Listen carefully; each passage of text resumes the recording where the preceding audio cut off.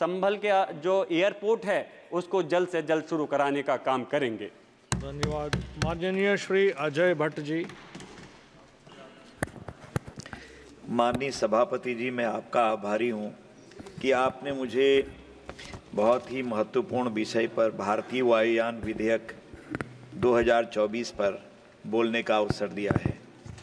मान्यवर, मैं देश के यशस्वी प्रधानमंत्री जी को बधाई देता हूं कि 10 सालों में पूरे देश का कायाकल्प कर दिया और दुनिया में हम नंबर 1 पर आने के लिए आज आगे हैं।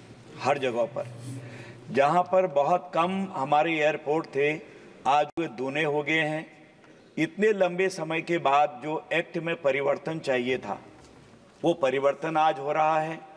और साथ में मैं अपने राम मोहन नायडू किंजरापुर जी को भी बधाई देता हूं कि छोटी उम्र में इतना अच्छा काम कर रहे हैं, कितने कॉन्फिडेंस से हर चीज़ को बताते हैं। आज मैं उनके प्रश्न देने का स्टाइल देख रहा था सुबह, पूरी तरह से सेटिस्फैक्ट्री उन्होंने उत्तर दिए, इसके लिए भी बधाई देता हूं।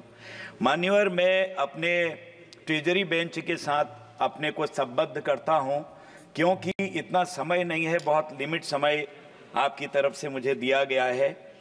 मैं अपने क्षेत्र की 2-3 मांगें आपके सामने रखना चाहता हूं और आपके माध्यम से सरकार से गुजारिश करता हूं कि अति शीघ्र ये पूरी हो जाएंगी।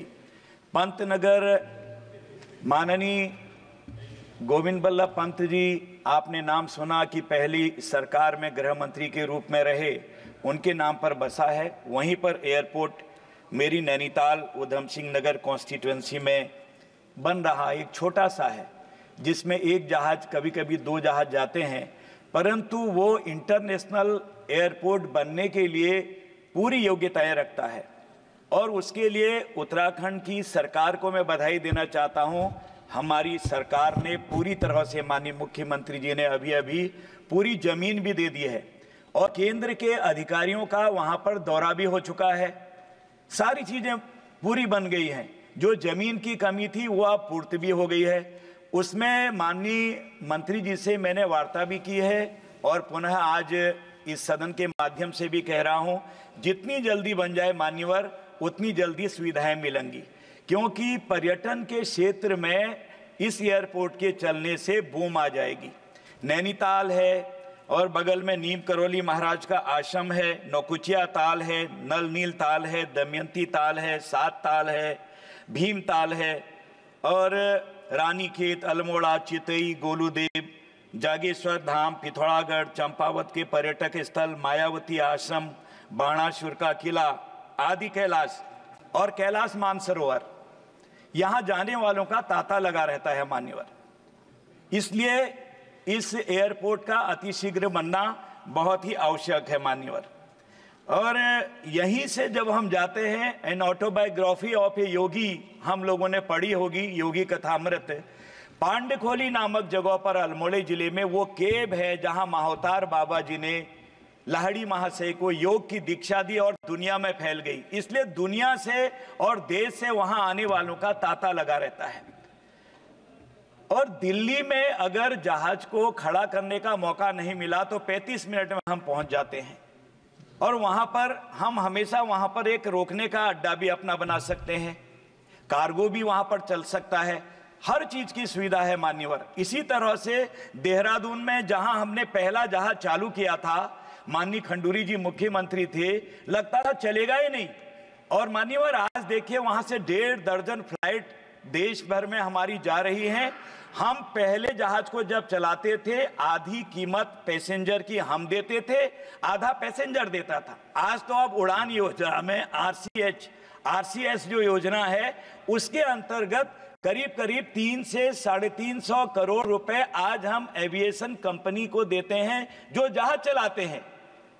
अगर 70 सीट का जहाज चल रहा है, आज 45 मिले या 50 मिले तो रेस्ट का हम जो है उसकी कीमत हम अदा करते हैं। जो कह रहे हैं कि हवाई चप्पल से चलने की बात कही थी, कहां है? जो पूछते हैं उनसे मैं इतना ही निवेदन करना चाहूंगा, कृपया पूरी तरह से देखें, अपनी नॉलेज अपडेट करें तो आपको पता लगेगा कितना 100 करोड़ रुपए अभी तक हमने दे दिया है।